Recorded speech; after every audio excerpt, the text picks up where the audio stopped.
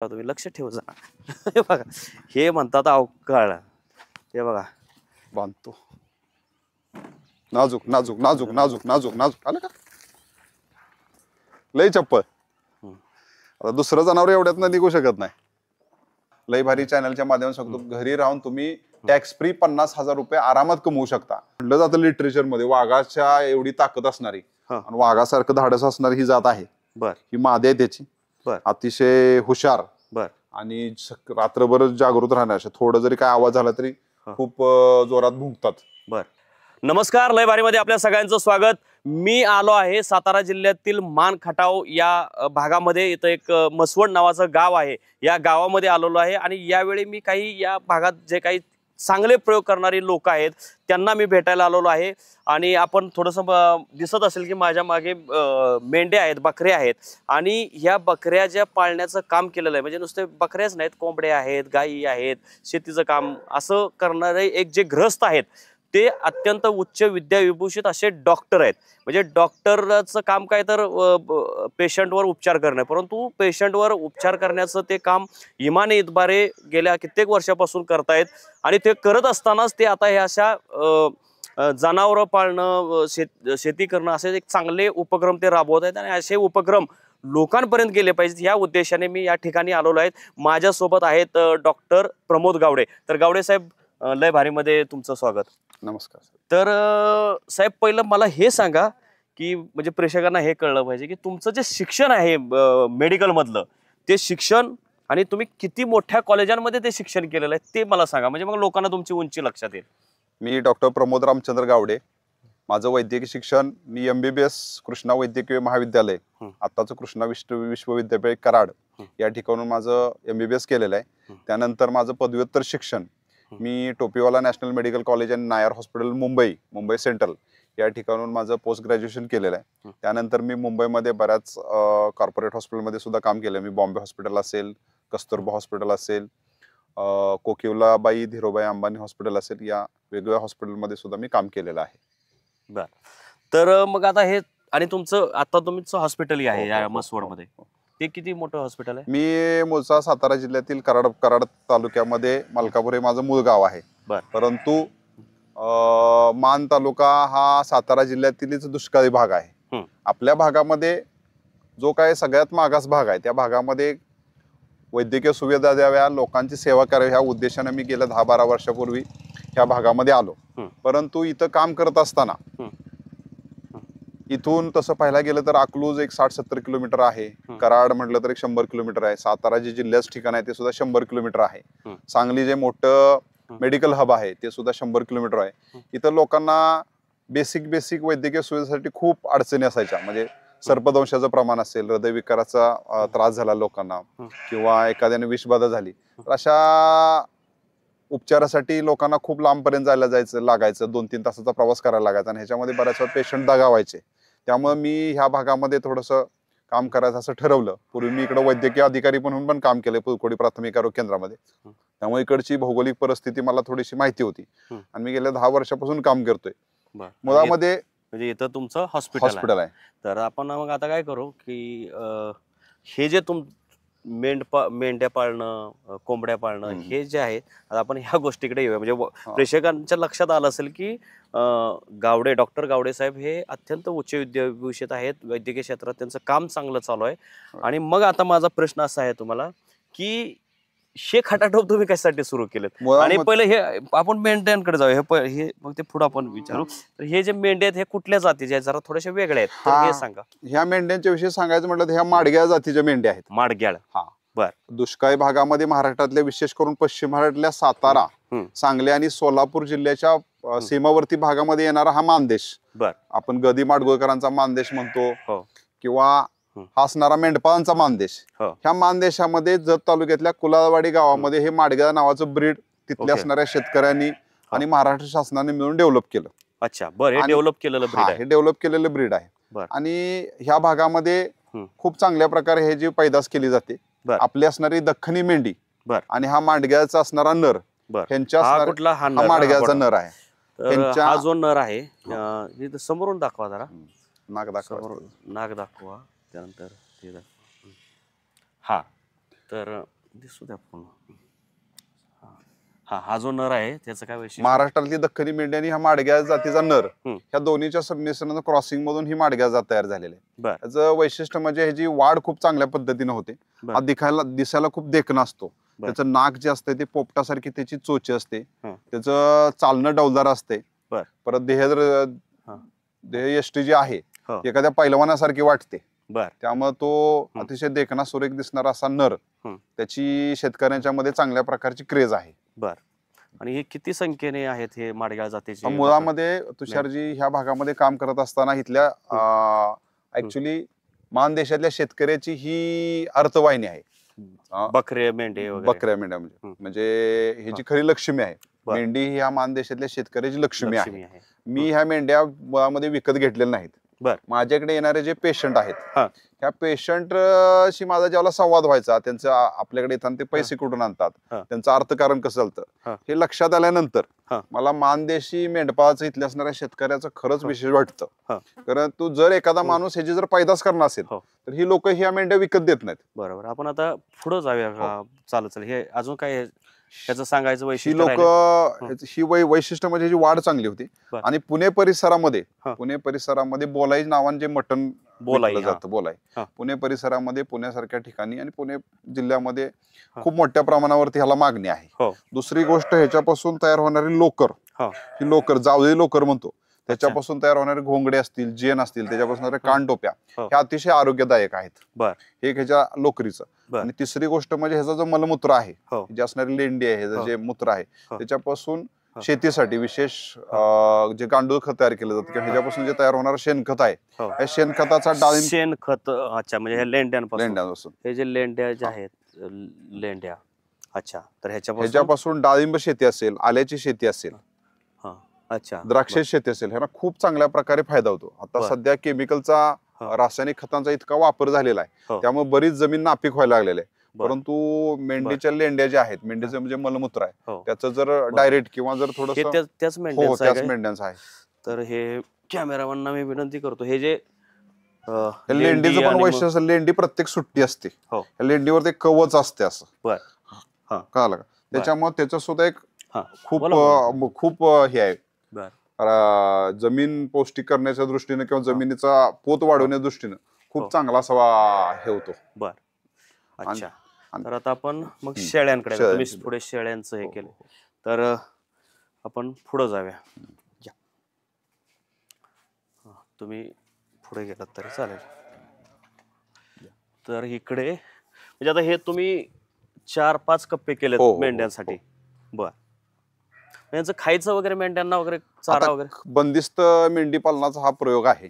त्याच्यामध्ये आम्ही मक्याचं मुरघास बनवून ठेवतो. तसेच इथं नॅचरल आम्ही सुबाबत, परत तुती, त्याचबरोबर हे असणारा बांबू, ह्याचा असणारा चारा तयार केलेला आहे. आणि चारा त्यांना घालू, लिंब आहे त्या प्रकारचं. ही शेळी, हे शेळीचं मी कॅमेरामॅनना विनंती करतोय, कान दाखवा बा. कान मोठेच्या मोठे कान आहेत. ही बिटल जातीची शेळी आहे. तिचं वैशिष्ट्य म्हणजे पंजाब मधलं. आज जायचं का आपण? जाऊ या.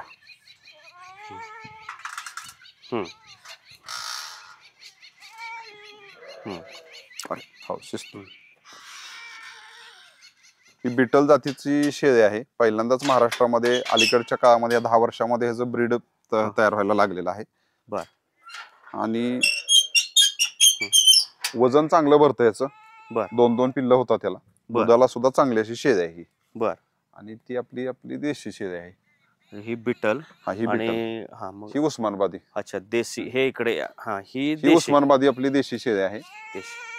दोन्हीमधला आपल्याला फरक दिसतोय. ही लांब कान असतात, ही जी स्टर्डी असते जरा. त्या अगोदर सांग, कॅमेराचे ते उस्मानाबादी शेळी आहे.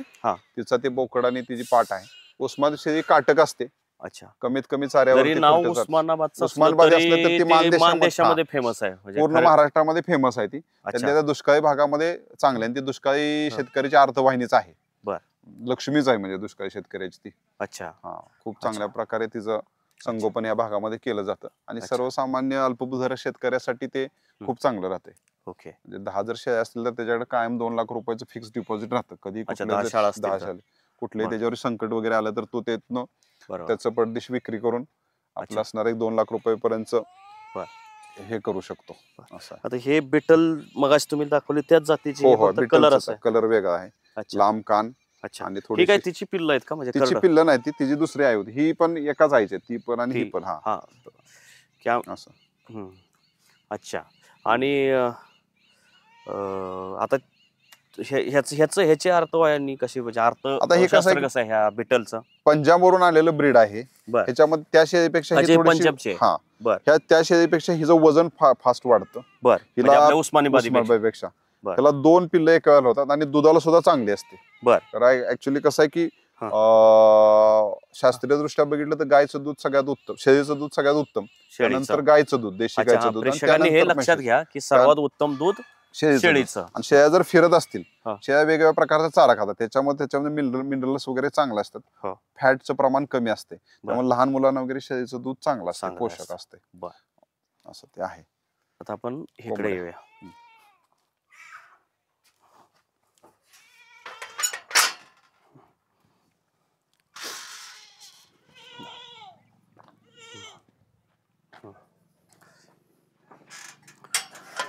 तर हे खिलार ही मानदेशी लोकांना प्रचंड उत्सुकता आणि कुतूहल असलेली ही खिलार नाही का? मानदेशी धनगरी आणि खिलार. प्रचंड अवकाळ आहे ना, हे बघा अवकाळ. सुरूच झाले तिथे धावपळ करायला.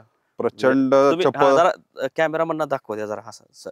चप्पल ते तुम्हाला बघितलं किती. नाही तुम्ही असं तिकडे गंगा कॅमेरा गंगा तोंड करा. गंगा अच्छा, गंगा नाव आहे का तिचं?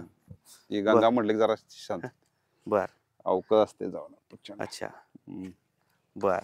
आता हे तुमची गंगा खिलार गंगा जातीची. खिलार आणि जातीची. ती काय कालवड तिथे तिचं? कालवड झाली तिला कधी हे एक व्याली? साधारण 4 महिने झाले. 4 महिन्याची अच्छा. कालवड आहे ती. बर. हा. अच्छा, ते कालवड कालवडला कॅमेरा दाखवा ना. गंगा हा. तर हे कालवड विषय जरा सांगा. 4 महिने झाले तिला. आता ह्याच्यामध्ये आर्टिफिशियल इन्सेमिनेशन पण आलेलं आहे, पण आपण शक्यतो देशी वळू दाखवून. हा, हे देशी- माझ्या अंगावर धावून येते का आपलं प्रेम करते? नाही धावून येते ती. हा, इकडे दाखवा ना. अहो कॅमेरा तुम्ही लक्ष ठेव जा. हे बघा, हे म्हणतात अवकाळ. हे बघा थांबत नाही, हात पण लावू अजिबात देत नाही. सहन करत हा, नाही अजिबात ना ते? नाही. सोडतो बघा जरा ह्याला म्हणजे आता. तुमच्या अंगावर येणार नाही ना हे? नाही माझ्या अंगावर नाही येणार ती. तुम्ही म्हणून जरा बदली, रोज जरा सवय लावली की नाही हा. मग नाही काय अडचण. पण ते बघा कसं आहे जरा हम्म. काढूया की आपण. हम्म. अजून ती प्रेक्षकांना भारी वाटतं पाहायला की. हा. घ्या चल. जे बैलगाडा शर्यतीसाठी जे वापरले जातात ते ह्यांचीच जे खोंड आहेत. हो, खोंड हो, म्हणजे ह्याची पिल्लो. पिल्लं. म्हणजे प्रेक्षकांना मी सांगू इच्छितो, खोंड म्हणजे ज्याला नर बैल असतो. बैल म्हणजे गायीपासून जो जन्माला येतो तो त्याचं बैल. उडी बघा त्याची. हा, ती उडी कालवड आहे ना. हा, कालवड खोंड आहे. असतं तर अजून कोण आला तर अजून चप्पल. शांत थांबा, राहत नाही. तिला लांब नेतो जरा आणि सोडतो बघा मग पळत्या कशी. हा. गंगा हे बघा, हे आले अंगावर. येतो ना, हातच लावू देत नाही ती. 2च नाही मिनिट. सापडती नाहीत. आता आमच्या घरीही होते खिलार जातीच्या गायी. एकदा जर हातातून सुटली तर मग ते लवकर सहजासहजी सापडत नाही. ती बघा ती आई असल्यामुळे ते तरी हे करते. आईपासून लांब जात नाही ते आज जात नाही, तिथंच पळत राहते ती. राहू द्या, जाऊ द्या, पण त्यांना त्रास नको द्यायला. थांबा, धरलं तरी बांधलं तरी पाहिजे त्याला. हा. आता हे खिलारच्या हा 1-2 मिनिट. हा दुधाचं वैशिष्ट्य सांगा की जे दूध आहे ते फार पौष्टिक असतं ना. खिलारचं दूध अतिशय पौष्टिक दूध. हो ना. त्याला पळवू का जरा. पळवा तुम्ही. आम्ही इथंच उभं राहतो. तुम्ही त्याला तिथून सोडतो की पळत बघा कसं तिथून सोडा. बट्टी नाजूक.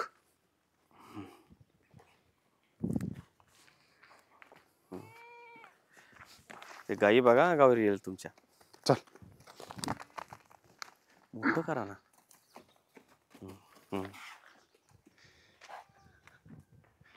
शेपूट वर करून पाहिलं की ते आनंदी आहे.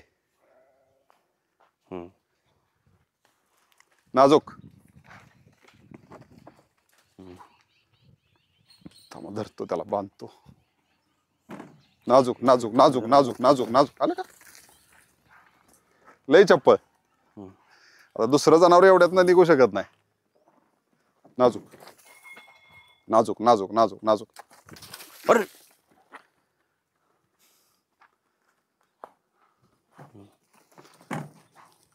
ठीक आहे, आता आपण जाऊया पुढे. जाऊया 2च मिनिटं, याला बांधतो एवढं. हा. आता काय सापडतंय ते आपल्याला. असू दे, काय नाही ठीक आहे, करत ते. कर्मचाऱ्यांना सांगा. असू दे. चला तर कोंबड्यांचं घ्या थोडस. कोंबड्याची माहिती. आपलं जर्सी काय ह्याचं दर्शन सांगा. काय? हे ह्यात दर्शन नको घ्यायला. नाही असू द्या ना, बरं, ठीक ह्यातल्या आहे. दोन्ही मधला हा, फरक हा, सांगा ना. हा. फरक लोकांना कळावं. जे आज मुंबईला लोकांच्या घराघरात दूध हा. जातं ते ह्याच ह्यांचं जातं, हा. ह्या जातीचं. आणि हे अतिशय नेबळट जात, त्याच्यामुळे दूध बी त्यांचं नेबळट तसंच असणार. त्यामुळे आता जे पिढी मुंबई पुण्यामधले जे पिढी घडते, इव्हन गावाकडे, ती नेबळटच पोरं घडतात. तर हे असं नेबळट दूध. HF जातीची गाय आहे. हा. सध्या दुधाला दर नाहीत, हम्म. त्यामुळं शेतकऱ्याचं भविष्य अंधारात आहे. अच्छा. ही जी मोठ्या प्रमाणात पैदास वाढलेली आहे ग्रामीण भागामध्ये, हा. दुधाचं प्रमाण जास्त असतं. एक गाय साधारणपणे 20-20 लिटर पर्यंत दूध देते. बर. त्याच्या ह्या पाड्या आहेत. हा. आता ही व्यायला झालेली आहे, 8व्या महिन्याची आहे ही. बर. परंतु म्हणजे गाभण आहे. हा, गाभण आहे. बर. दूध चांगलं देतात, परंतु किती लिटर देते दूध? साधारणपणे 20 लिटर पर्यंत दूध देते पहिल्या वेताला, दुसऱ्या आणि वेताला. आपली ही खिलार बाजूची आपली खिलार एक 2.5-3 लिटर दूध देते. बर. ते दूध आपल्या घर खर्चाला तेवढं चालतं. म्हणजे किंवा आम्ही पौष्टिक असल्यामुळे तुम्ही आपलं स्वतः पुरतं ठेवता. किंवा आम्ही बऱ्याच वेळा काढतच नाही. चांगल्या प्रकारची पैदास जर करायची असेल, म्हणजे तर त्याच्या त्याला, कालवडीला पिण्यासाठी. कालवडीसाठीच दूध ठेवतो आम्ही. ते काढत नाही दूध. हा. शेळ्यांचं दूध आम्हाला वापरतो घरी बर. यासाठी. बर. आणि HF जातीचे आहेत, हम्म. परंतु सध्या दुधाला दर अजिबात नाहीत. त्यामुळे बर. शेतकरी अडचणीत आहे. बरोबर. आम्ही सुद्धा ह्या थोड्या दिवसात ह्या विकून टाकणार आहे. बरोबर. त्याचं काही म्हणजे हे जे काही परदेशी, म्हणजे आपल्या संस्कृतीशी किंवा आपल्या मातीशी संबंधित नसणारी ही जर्सी काय, हो, जर्सी ते काय त्याला तुम्हाला त्यात इंटरेस्ट नाही. नाही, इंटरेस्ट नाही जास्त. बरोबर. या आपण इकडे जाऊया. हा, बांधा, कालवड बांधा. बांधतो की 2 मिनिटं म्हणजे.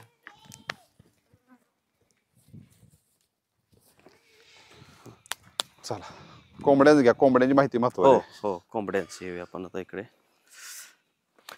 हे इकडून येऊया.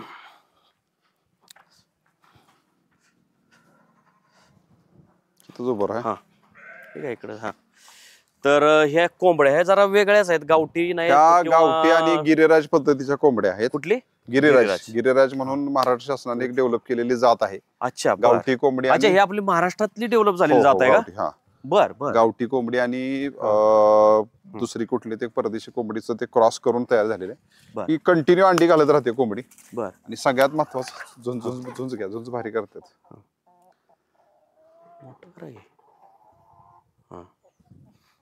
रानातल्या वस्तीला किंवा फार्म हाऊस वरती ह्याचं सगळ्यात महत्वाचं काम हे काय करतात, विंचू काटा, हा, सर्प असतील, हा. त्या सर्पापासून प्रोटेक्शन करायचं काम करतात. म्हणजे थोडा जरी यांना सर्प दिसला तर मोठ्या प्रमाणात गोंगाट करतात, आवाज करतात. बर. किंवा त्यांच्या जर आवाक्यातला असेल विंचू वगैरे, तर विंचू वगैरे मारायचं पण काम ह्या कोंबड्या अतिशय चांगल्या पद्धतीने करतात. बर. दुसरी गोष्ट, आपण जे खत वगैरे घालतो हो. ते खत उकरून इकडे तिकडे करायचं, किंवा आपण उकरण्यावर जे टाकलेलं खत असतंय ते खालचं वरचं खाली करायचं, हे कोंबड्या काम करत असतात. त्यामुळे एक प्रकारे जो आपला त्रास असतो खत एकत्र करायचं किंवा खत विस्कटायचा थोडासा वाचतो. आणि अंडी सुद्धा चांगली देत असल्यामुळे, आणि खऱ्या अर्थानं ही अंडी देशी म्हणून अंडी असतात की ह्याला आता ते प्रेक्षकांनी किंवा खाणाऱ्यांनी ठरवायचं, ह्याला देशी म्हणायचं का ह्याला ही म्हणायचं. कारण आकार कसा असतो त्याचा? आकार आपल्या नॉर्मल अंड्यासारखा असतो, कधी कधी मोठा असतो. हा. बर. तर त्याच्यामध्ये कसं आहे की ह्या जरी गिरिराज जातीच्या असल्या तरी सुद्धा ह्या सोडून म्हणजे फिरून खातायत.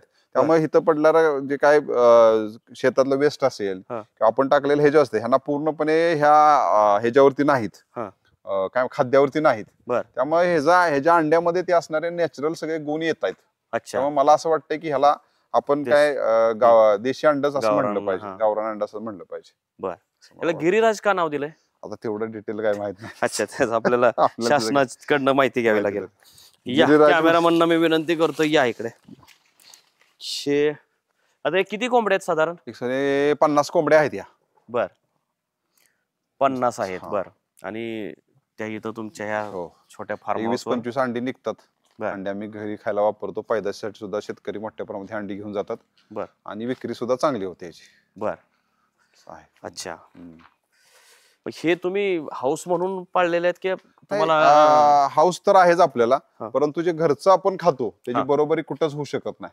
बर. कमीत कमी आपल्या आहारामधला 60-70% तरी भाजीपाला असेल किंवा 60-70% अन्न पदार्थ आपल्या ह्याच्यात आलं पाहिजे. गांधीजींनी जे सांगितले खेड्याकडे चला आणि खेडी विकसित झाली पाहिजेत, ग्रामीण भाग विकसित झाला पाहिजेत. हो. आणि 1-1.5 एकर शेती असेल तर चांगलं शेतकरी हो. स्वतःचं कुटुंब चांगल्या पद्धतीने चालवू शकतो. अच्छा. त्याचं एक रोल मॉडेल मी तयार करायचा प्रयत्न करतोय. ओके, असं आहे. या कॅमेरामन या इकडे. कुत्रे आहेत ना हे आता हे 2. बर, हे आता बाहेरच्या जातीचे. डॉली हे कुठल्या जातीचा कुत्रा? ही जर्मन शेपर्ड जातीची कुत्री आहे. कुत्री आहे. बर ही माझ्या एका डॉक्टर मित्रांनीच मला गिफ्ट दिलेली आहे. बर, गिफ्ट मला दिले. अतिशय प्रेमळ आहे. बर रानातली वस्ती वगैरे असेल तर कुत्र्यांचा रोल फार महत्वाचा आहे. बर आणि आपल्या परिसरामध्ये लांडग्यांचा वावर खूप असतो. हा बर जनावरांचं लांडग्यापासून बचाव करायचं काम, हा जनावरांपासून लांडग्यांचं बचाव करायचं काम ही करतात. बर. अच्छा, बोलत राहा तुम्ही. तसं रात्रीच्या वेळेला कोण एखादा माणूस आला, काय जनावर एखादा आजारी पडलं, जनावर एखादं सुटलं तर त्याला सुद्धा अडवायचं काम हे चांगल्या पद्धतीने करतात. अतिशय प्रेमळ आणि राखणीला अतिशय उत्कृष्ट अशी ही जात आहे. बर. अच्छा, ह्याची जर्मन शेपर्ड. आणि हा ही रॉटविलर जातीची मादी आहे. लिसा उठ उठ. आता हिचं वय झालंय थोडस. अच्छा, 9-10 वर्षाची आहे, वय झालेलं आहे. किती त्यांची एज? एक 10-12 वर्षापर्यंत त्याचं वय असते. हिला 10 वर्ष झालीत. म्हणजे त्याचं असं म्हणलं जातं लिटरेचर मध्ये वाघाच्या एवढी ताकद असणारी आणि वाघासारखं धाडस असणारी ही जात आहे. बर. ही मादी आहे त्याची. बर. अतिशय हुशार. बर. आणि रात्रभर जागृत राहणार. थोडं जरी काय आवाज झाला तरी खूप जोरात भुंकतात. बर. त्यामुळे आवाज मोठा असल्यामुळे लोकांच्या मध्ये थोडासा याचा दबदबा राहतो. आणि जनावरांची अतिशय त्यांची एकदा जर मैत्री झाली, माझी जे गाय आहेत वगैरे ते गायींच्या जवळच बसते. रात्रीच्या वेळेला अजिबात दुसऱ्या कोणाला त्यांच्या जवळ येऊ देत नाही. मेंढ्यांच्या मध्ये गायच्या जवळ बसले तर ती येऊ देत नाही. म्हणजे राखणदार म्हणून चांगलं काम करतात हे. बर. असं आहे. बर. या तिकडे एक पिल्लो आहे ना काहीतरी, ते आजारी पडले, त्याला नको घ्यायला. आपण वर जाऊया. या वर जाऊया. लिसा पॉज करता येईल का? बंद करू नका.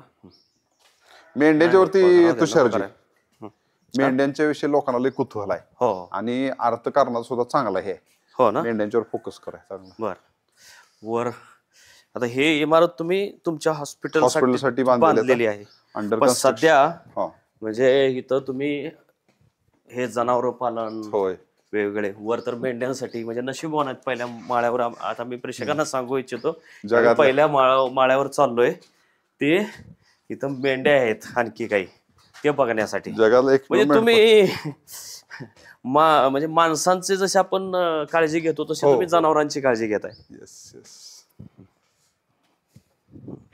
असं कोणी भारतात आणखी कोणी डॉक्टर आहे का की ज्यांनी हे असे प्रयोग केले? डॉक्टर म्हणून ते चांगला व्यवसाय करतायतच. तुमच्या माध्यमातून मला माहित झालं तर बोलून, माझ्या तर माहितीत नाही कोण, पण प्रेक्षकांनी त्याच्यामध्ये कमेंट करावी जर असेल कोण तर आपण त्याची सुद्धा भेट घेऊ. अच्छा, कोणी डॉक्टरांनी असं केलं असेल. अच्छा, आता ह्या बकऱ्या, ह्या मेंढ्या, बकऱ्या ऍक्च्युअली चुकीचा शब्द आहे ना आपल्या मराठीमध्ये. खरा शब्द मेंढ्या. मी प्रेक्षकांना सांगू इच्छितो, शहरी जे लोक आहेत ना ते बकऱ्या म्हणतात, पण ते खरा शब्द मेंढ्या आहेत. ही आपल्या खाली जे आपण मेंढ्या पाहिल्या, ह्या मेंढ्यांचीच ही पैदास आहे. काय आपण आठपाडीच्या बाजारातून पिल्ल विकत आणून अशी मोठी करतो आणि पुण्याच्या खालच्या जातीचीच आहेत. हो, हे माडग्याच आहेत. माडग्यामध्ये नर आहेत. नर सेपरेट करून आपण त्यांना सेपरेट करतो.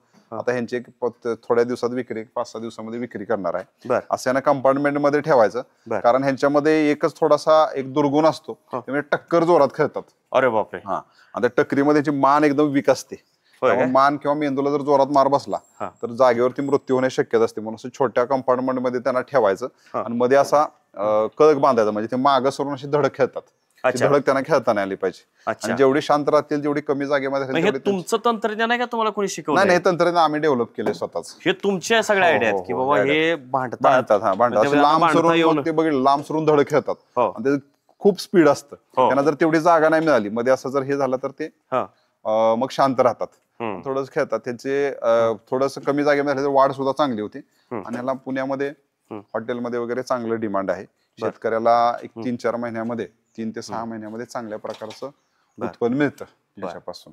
बर इकडे ह्या शेळ्या आणि बोकड आहेत. हे बोकड आहेत, बोकड आहेत, शेळ्या नाहीत, शेळ्या बोकड आहेत. हे आपल्या असणाऱ्या शेळ्यांचेच बोकड ठेवलेत. हा एक हे नवीन कुठल्या जातीचे आहेत हे? ह्या बिटलचे आहेत, हे 2 बिटलचे आहेत आणि हे पंजाबमधनं आणलेले. पंजाब मधून हे क्रॉस आहेत. हा. आफ्रिकन बोरचा ह्याचा क्रॉस आहे. कुठला? एक मिनिट नीट हा दाखवा. हा हा आफ्रिकन बोरचा हा जो क्रॉस आहे. सफेद दिसतोय आणि पुढे तांबूस कलरचा हा आफ्रिकन बोर आणि बिटलचा क्रॉस आहे तो. क्रॉस आहे. तुम्ही केलाय की?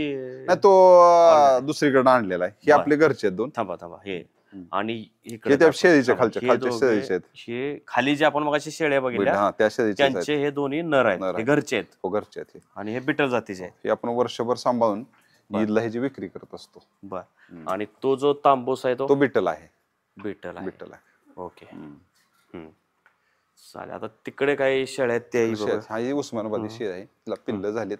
बर उस्मानाबादी म्हणजे आपल्या ह्या मानदेशी मातीतली. मानदेशी मातीतली. हा ही एक मिनिट, ही शेळी. हा पहिल्यांदा हे दाखव आपण. ही शेळी आहे. एक मिनिट थांबा आपले कॅमेरा येऊ दे. हा अच्छा, हे उस्मानाबादी शेळी आहेत. एकीला 2 पिल्ल झालेत, एकीला 1 पिल्लू झालेला आहे. बर हे दोघींची पिल्ल आहेत, दोघींची पिल्ल आहेत. ही बर ही साधी उस्मानाबादी कधी शेळी व्याली हे? ही एक साधारणपणे 2 महिने झालेत व्यालेली. बर दोन्ही पण एक 10 दिवसाच्या गॅपने व्यालेले आहेत. बर ती मोठे आहेत, ही छोटे आहेत. बर दोघी एकीला हिला 2 पिल्ल झालेत, तिला 1 पिल्लू झालेला आहे. बर अशा प्रकारे ना. अच्छा बरं आता हे तुम्ही सांभाळणार का ह्याची विक्री? नाही, जी विक्री करणार, ही पिल्ल विकणार. पिल्ल ह्याला ऍक्च्युअली करड बोलतात. ह्याला करड बोलायचं. म्हणजे ही शेळी आणि ही जी करड ही बरोबर करड आहेत. हे म्हणजे मुंबई पुण्याच्या लोकांनी हे समजून घ्यावं की शेळीच्या पिल्लांना करड बोलतात. बरोबर. आणि ते मोठे होतात त्यावेळी जो नर असतो त्याला बोकड म्हणतात. मादी असते त्याला शेळी बोकड म्हणतात. आणि मेंढी जी असते मेंढीचं कोकरू असते. कोकरू. आणि जो नर असतो त्याला बकरा म्हणतात. त्याला बकरा म्हणजे जे सरसकट जे लोक जे बकऱ्या हा शब्द वापरतात तर तसं नाही, तर नराला बकरा म्हटलं जातं. आणि जे मादी असते मेंढीचे तिकडचे त्यांना थोडस दाखवा जरा तिकडे मेंढ्याच्या तिकडे. तर त्या मेंढ्यामध्ये जे मादी असते त्यांना मेंढ्या म्हटलं जातं. म्हणजे एकूणच सर्व जमात मेंढ्या. आणि त्यातला जो नर असतो त्याला बकरा म्हणतात. त्याच्या पिल्लाला कोकरू म्हणायचं. आणि त्यांच्या पिल्लाला कोकरू म्हटलं जातं. ह्याच्या पिल्लाला करडू. आणि शेळ्यांच्या पिल्लाला करडू म्हटलं जातं. आणि जर तो नर असेल तर बोकड म्हटलं जातं. तर मुंबईच्या लोकांनी, मुंबई पुण्याच्या लोकांनी हे लक्षात घ्या, त्यांना मेंढ्या, बकरा आणि बोकड, शेळी ह्याच्यातला काही फरक कळत नाही. तर हे त्यातल्या हे इथले शेतकऱ्यांमध्ये वापरले जाणारे प्रयोग आहेत. आता हे शब्दप्रयोग कदाचित अन्य भागामध्ये वेगवेगळे असू शकतील. इथं ह्या भागात म्हणजे मानदेशी भागामध्ये मात्र हे अशा पद्धतीचा शब्दप्रयोग केला जातो. मी सुद्धा स्वतः आमच्या लहानपणी माझ्याकडे मेंढ्या होत्या. आम्ही जे वाय देशाला जाणं जे म्हणतात तशा प्रकारेही आम्ही गेलेलो आहे. सातारा कोरेगाव परिसरात जायचो आम्ही. आणि अशा पद्धतीचं मलाही माझ्या जुन्या आठवणी जागृत झाल्या, लहानपण जागृत झालं. तर आपण इथंच व्हिडिओ संपूया. त्या अगोदर तुम्हाला काय सांगायचं असेल तर सांगू शकता. की तुम्हाला महत्वाचं म्हणजे हे डॉक्टरांना आरोग्यशास्त्र माहीत असतं आणि दुसऱ्या बाजूला तुम्ही हे जे तळागाळातलं जे काही ग्रामीण जीवनमान आहे ते सुद्धा जपताय. तर हे मेंढ्यापालन, शेळीपालन, जनावरं, कोंबड्या आणि आरोग्य, तर हे कसं तुम्ही हे केलेलं आहे ते जरा सांगा. सगळ्यात महत्वाचं पैसे असले तर जाता आरोग्य असं मला वाटतं. कारण मी ग्रामीण भागामध्ये काम करतोय. ग्रामीण भागातल्या मुलांना मुली दिल्या जात नाहीत. त्याचं कारण म्हणजे नोकरी नाही, तो नाही. मग मुलं आमची काय करतात, शहरामध्ये जायचं, शहरामध्ये कुठं माथाडीचं काम करायचं, कुठेतरी एखाद्या ह्याच्यामध्ये शॉपिंग मॉलमध्ये सिक्युरिटीचं काम करायचं आणि मग लग्न होते. परंतु तिथं मुंबईमध्ये राहण्याचा, खाण्याचा खर्च आणि त्याला मिळणारा पगार त्याचं कुठं ताळमेळ बसत नाही. परंतु माझी ग्रामीण भागातल्या तरुणांना एक विनंती आहे, तुम्ही असं काय करण्यापेक्षा, विशेष करून दुष्काळ भागातल्या, तुम्ही जर हे मेंढी पालन, शेळी पालन चांगल्या प्रकारे बंदिस्त प्रकारे केलं, सुरुवातीला थोडा त्रास आहे, एवढं सोपं नाही, परंतु आपला पिढीजात व्यवसाय, शेतकऱ्यांचा व्यवसाय हा, तर तुम्ही चांगल्या पद्धतीने केलं तर तुम्ही यशस्वी होऊ शकता. घरी राहून, मी अगदी तुम्हाला तुमच्या लय भारी चॅनलच्या माध्यमातून सांगतो, घरी राहून तुम्ही टॅक्स फ्री 50,000 रुपये आरामात कमवू शकता. तुमच्या आई वडिलांच्या, तुमच्या असणाऱ्या नातेवाईकांच्या संपर्कात राहून. कुठली रोगराई ग्रामीण भागामध्ये शहरी भागापेक्षा रोगराई कमी आहे. आणि सगळ्यात महत्वाचं, तुम्ही इकॉनॉमिकली आर्थिकदृष्ट्या स्टेबल झाला की तुमचे बाकीचे नैराश्य असेल, मानसिक आजार असतील ते आपोआपच कमी होतात आणि मानसिक दृष्ट्या तुम्ही फिट राहिला की शारीरिक आजार आपोआपच कमी होतात. त्यामुळे मी डॉक्टर म्हणून एक तुम्हाला सांगू इच्छितो, ग्रामीण तरुणांना त्यातले हे जे वास असतो म्हणजे लोकांना घाण वाटते की ते मूत्र वगैरे, त्याच्या वासाचा काय आरोग्याला वासाचा आरोग्याला कसं आहे ते की आपण बघतो आता बऱ्याच इंडस्ट्रियल एरिया मुंबई पुण्यामध्ये तिथं गेलं तर किती बेकार वास येत असतो. आम्ही जर ग्रामीण भागातली माणसं गेली तिथे थांबू वाटत नाही. तसं ह्याचं आहे. सुरुवातीला थोडंच वाटतं किंवा आपण मच्छी मार्केटमध्ये जातो, तिथला असणारा मच्छीमार किंवा समुद्र किनारी जातो, तिथं मासे आले, आपल्याला 2 दिवस त्याचा त्रास वाटतो, परंतु एकदा तुम्ही त्याच्यामध्ये रोजला की तुम्हाला त्याचा काय त्रास वाटत नाही तसा. आणि ह्यांचा जे मलमूत्राचा जो वास आहे त्याचा तसा आरोग्याला काय आरोग्याला हानी 100% नाही. कारण ह्याच मलमूत्रापासून आपण ज्यावेळेला शेताला घालतो किंवा आपल्या असणाऱ्या फळभाज्यासाठी भाजीपाल्यासाठी घालतो त्यावेळेला त्याची चांगली वाढ येते. त्यामुळे तसा डायरेक्ट आणि इनडायरेक्ट दोन्ही प्रकारे कुठलाच हे नाही. फक्त लोकांनी त्याचा बाव केलेला आहे. इंडस्ट्रीतल्या कुठल्याही केमिकलच्या वासापेक्षा किंवा दुर्गंधीपेक्षा हा वास निश्चितपणे फायदेशीर आहे असं मला वाटतं. बर, अच्छा. आणि ह्यांचं दूध तर तुम्ही अगोदर पौष्टिकच आहे. दूध लहान मुलांसाठी त्याचं शास्त्रीय दृष्ट्या सांगितलं असतं की त्याचं फॅट ग्लोबुलचं जे प्रमाण आहे त्याच्या दुधामधलं ते अत्यंत कमी आहे आणि ते लहान मुलांच्या वाढीसाठी आणि त्याच्या पचनक्रियेसाठी खूप चांगलं आहे. कारण आता जे नवीन नवीन प्रॉडक्ट आले बऱ्याच मी बघतो आता नवीन बाळंत झालेले आया जे असतात ते मिल्क पावडर वगैरे देतात. ते मिल्क पावडर देण्यापेक्षा हे दूध अतिशय चांगलं आहे. परंतु तुमच्या चॅनलच्या माध्यमातून सांगतो, महाराष्ट्र शासनाने विशेष ह्याच्यावरती काम करून शेळीच्या दुधापासून तशी पावडर बनवून का शेळीच्या दुधाला जास्तीत जास्त प्रोत्साहित करून हे शेळीचं दूध जर शहरी भागातल्या लोकांना ते जास्तीत जास्त मिळालं तर विशेषतः लहान बाळांना त्याचा चांगला फायदा होईल. तर धन्यवाद डॉक्टर गावडे साहेब, तुम्ही फार अनमोल अशी माहिती शेतकऱ्यांसाठी आणि शहरी भागातील लोकांसाठी सुद्धा दिली. आणि आपण ह्या आपल्या व्हिडिओच्या पहिल्या भागामध्ये आपण मेंढ्या, शेळ्या, कोंबड्या, कुत्रे, गायी यांच्याविषयी बोललेलो आहे. याच ठिकाणचा आम्ही एक दुसरा व्हिडिओ आता तयार करणार आहोत. त्या दुसऱ्या व्हिडिओमध्ये इथं डॉक्टर गावडे यांनी काही झाडं लावलेले आहेत, ते काही म्हणजे इथल्या पर्यावरणाला पोषक अशी झाडं लावलेली आहेत, आरोग्यासाठी पोषक असणारी झाडं त्यांनी लावलेली आहेत. त्या झाडांविषयी, त्या वृक्षांविषयी सुद्धा आपण एक दुसरा व्हिडिओ तयार करणार आहोत. तुम्ही हा व्हिडिओ बघितल्यानंतर तो दुसरा व्हिडिओ सुद्धा निश्चितपणे बघा आणि तुमच्या कमेंट्स करा की आम्ही लयभारीने जे अशा प्रकारचे जे लोकोपयोगी विषय हाती घेतलेले आहेत, सहजासहजी मुंबई पुण्यातले पत्रकार इकडे यायला मागत नाहीत, तर अशा प्रकारचे विषय आम्ही हाती घेतलेले आहेत. मुंबईवरून मी खास इकडे आलेलो आहे. अशाच आणखी महत्त्वाच्या घडामोडींसाठी लयभारीच्या यूट्यूब आणि फेसबुक पेजला लाईक, शेअर आणि सबस्क्राईब करा.